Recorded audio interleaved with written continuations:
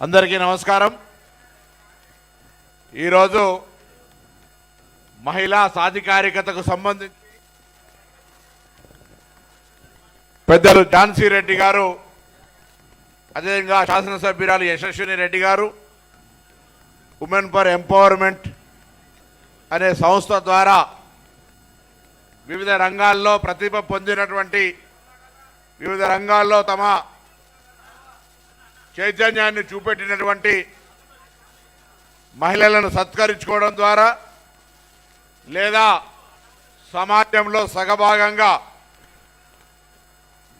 అన్ని రంగాల్లో మేము ఉన్నామంటూ చూపెడుతున్నటువంటి మహిళలకు సంబంధించినటువంటి ఈ సాధికారికత సమావేశంలో నన్ను ఆహ్వానించినందుకు వారి ఇద్దరికి కూడా ధన్యవాదాలు తెలియజేస్తూ, నేను ప్రాతినిధ్యం వహిస్తున్నటువంటి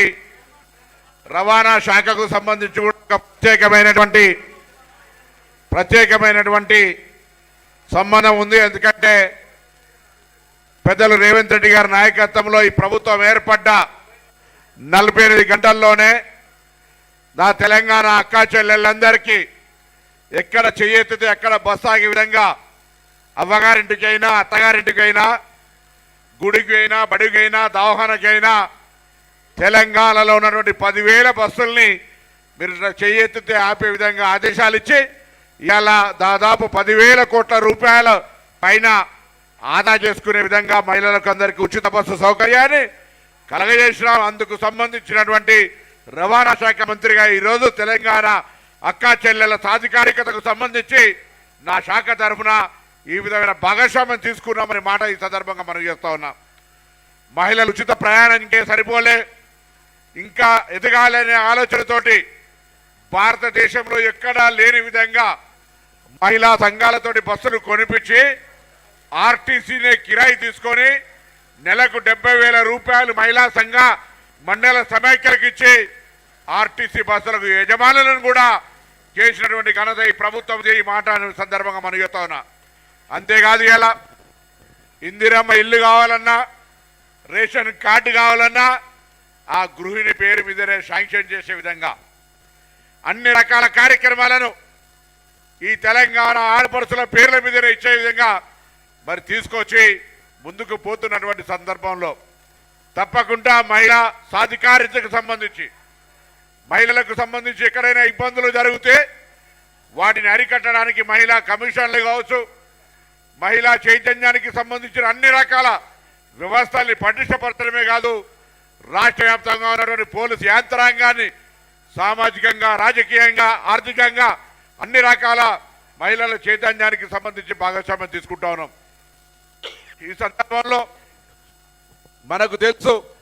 ఒక గృహిణి సమర్థవంతురాలైతే ఆ గృహంలో ఉన్నటువంటి ఆ ఇంటి పిల్లలు కావచ్చు, కుటుంబ వ్యవస్థ కావచ్చు, ఏ విధంగా అన్ని రంగాల్లో ముందుంటుందో అనేక వందల కుటుంబాలకు సంబంధించి మనం చూసినాం। కాబట్టి ఈ సందర్భంగా ఝాన్సీ రెడ్డి గారి చొరవను అభినందిస్తూ తెలంగాణ రాష్ట్ర మహిళలకు సంబంధించి ఏదైతే అభ్యున్నతి దిశలో తీసుకుపోవాలనుకుంటా ఉన్నారో,